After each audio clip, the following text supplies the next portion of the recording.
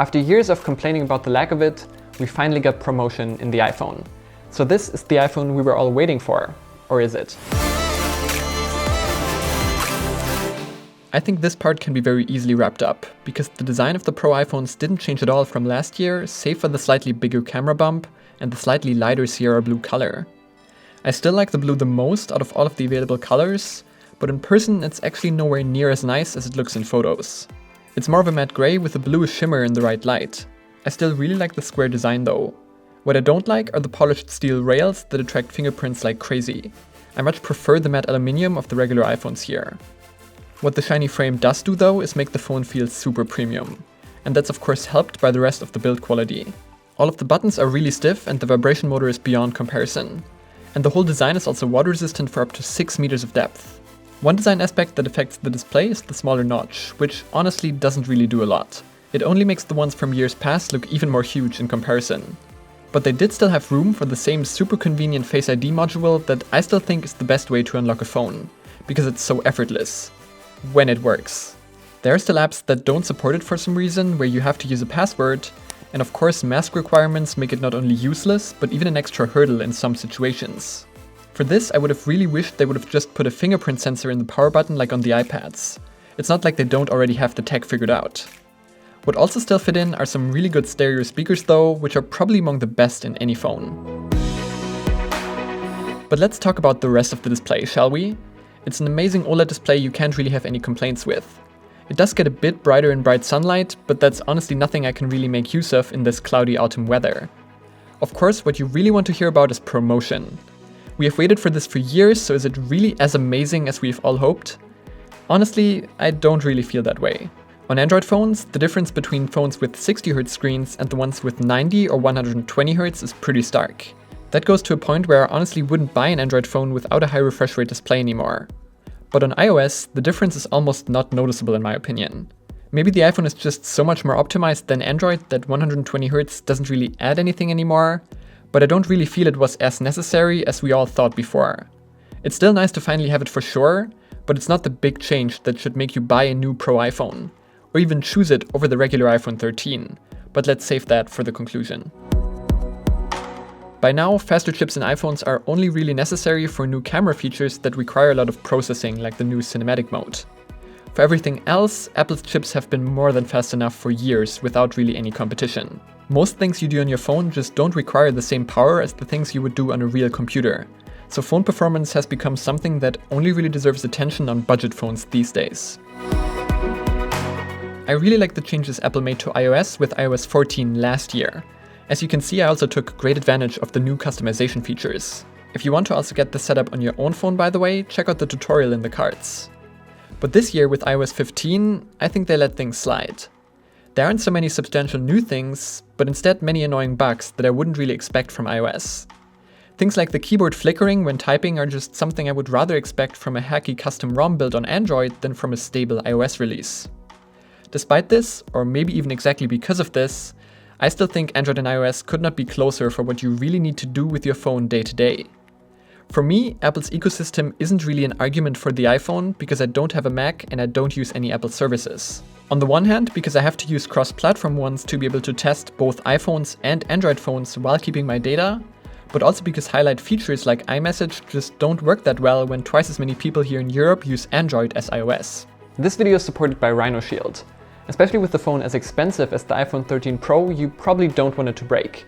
And RhinoShield cases are probably the toughest ones for that job. With their honeycomb structure, they absorb drops from up to 3.5 meters or 10 feet without being super thick. And they also come in tons of different designs, with their mod cases even being customizable down to the color of the buttons. They look great and have durability you can trust, which is why they're actually the only phone cases that I buy and recommend, regardless of whether they sponsor me or not. If you want one for yourself, you can use the code in the video description to save some money and support me in the process. Apart from the new promotion display, the camera is the highlight new feature this year. While the megapixel count hasn't gone up, the sensors are still completely new. The iPhone always had one of the best cameras around, but lately other manufacturers like OnePlus did edge them out in some areas. What I would describe the iPhone 13's camera is as consistently good and very versatile. That means it doesn't sacrifice one area in exchange for excelling at another. In daylight, the pictures are very detailed and also have very natural colors. which now also goes for all 3 cameras because Apple did significantly improve the 2 secondary sensors. Detailed also means that they do apply some sharpening though. It also means that they now all finally support extra features like night mode, though apparently night mode on 3X does use the main sensor, which would explain the results. I still don't really like their approach to night mode, where you cannot turn it on manually without having to decide things like exposure time yourself. It's also not the best night mode in my eyes. While the main camera does pull off bright and detailed shots, the photos from the zoom and ultra-wide cameras are a bit dark and blurry. The OnePlus 9 Pro can do this better. What I like is that they switched the zoom camera to 3x magnification, which is the sweet spot in my opinion. Selfies are really good and the video mode is of course still second to none. Stabilization is super smooth, there's no noise but some nice depth of field. If you shoot a lot of video with your smartphone, there's just still no way around the iPhone. Even if most people will probably never use advanced features like Dolby Vision, Cinematic Mode or ProRes. The new Cinematic Mode does work quite well by the way and looks really good. This is definitely an area where the A15 can flex its muscle. Overall, I think this can be said to be the best overall camera experience in any phone, even if the OnePlus 9 Pro does have a slight edge in night mode and ultra-wide shots. That's because the countless features and superb video mode make it so versatile while still producing some of the best quality photos. I don't know what it is, but for me, battery life on the 13 Pro has actually not been that great. I only get about 4 hours of screen on time out of it, which is way less than what I got on an iPhone 11 and about the same as the 12 mini last year. And that cannot be right. But yet, that's how it is. I do have 5G on all the time because it's pretty widespread where I live now, but that was also the case on the 12 mini last year.